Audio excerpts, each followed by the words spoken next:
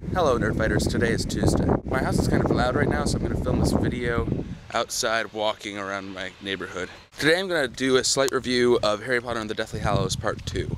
I loved the movie. There are a couple of things I didn't like about it, but mostly I really liked it. So let's talk about things I didn't like first. First off, in order to make the Horcrux thing work, because they hadn't discussed all the Horcruxes in the 6th movie, they had to sort of give Harry Potter a spidey sense for Horcruxes, and I thought it was kind of hokey.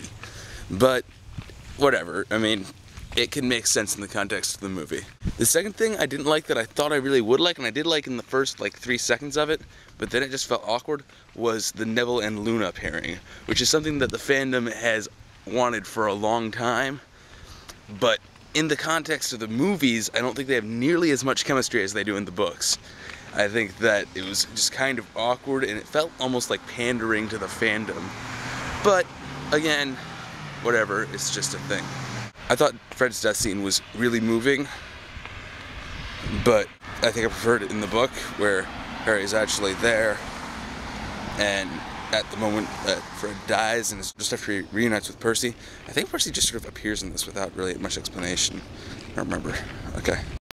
And finally, the thing that I liked least of all about this movie, even though I liked the movie overall, was Voldemort's death. I didn't like the way they changed it, because I loved his death scene in the book, in the Great Hall. It was so freaking awesome, with everyone in a circle around Voldemort and Harry, and the whole back and forth, and it was just like dun dun dun.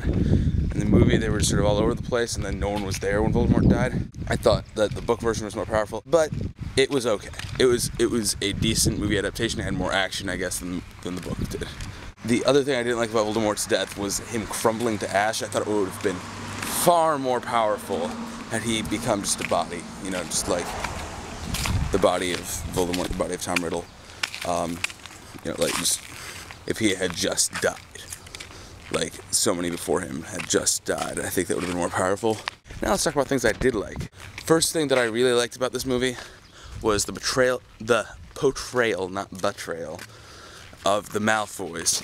I thought that all 3 of those actors were absolutely fantastic in their roles, and the choice to show them running away from the Battle of Hogwarts was brilliant, because, you know, the Malfoy, that's a really good interpretation of the Malfoy's characters. It's not really that they're completely evil, it's more that they're just really cowardly and will go to the highest power, but they're smooth about it. Unlike Wormtail, who's sort of like, I'm really scared. You got the Malfoys, who are really, really smooth and suave about being total cowards. The next thing that I really liked about this movie was Neville Longbottom, or should I say Neville Bamfbottom. Oh my god, okay, he was really, really well directed in this movie. And the way that Matt David Lewis did his role, the way he acted, was inspiring and hilarious and still awesome. And yes, they do need to have got an Academy Award for most successful travel through puberty just for him. Third, Michael Gambon. I actually like Michael Gambon. I know that there's a ton of people in the fandom who don't like Michael Gambon. The issues with Michael Gambon are definitely not acting issues, they're directorial issues. And I didn't see any of that in this movie, because that scene was pretty much verbatim what happened in the book. It was almost exactly the same. I'm trying to think of a line of dialogue that they changed, and I can't. Fourth, this is sad, but I still liked it as a plot point, was putting in Lavender being bitten by Fenrir Greyback. I thought that was really powerful. It was one of the many things in this movie that made me cry, because it was like Lavender and Ron had a thing, and now Lavender's either dead or gonna be a werewolf, and I think she was probably dead. And it was sad. Oh, no, she did die. I forgot. Oh, I'm really wrapped up in these books. Fifth thing that I really liked about this movie was Maggie Smith. Oh my god, she was going through breast cancer when this was made, and she's still amazing in it. She was just so funny and powerful as McGonagall, and strong. She's the perfect choice for McGonagall. These movies have been so well cast. It's just brilliant. Okay, and the sixth and last thing that I like about this movie is actually more of a suggestion for all of you.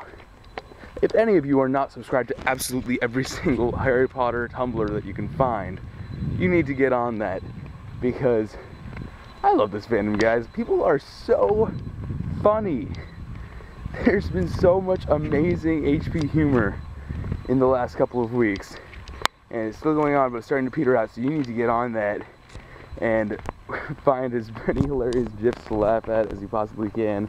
Also things that will make you bawl your eyes out because it's just so good.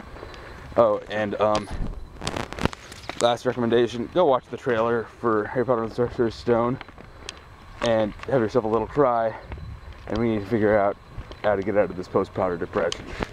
Okay, DFTBA, bye.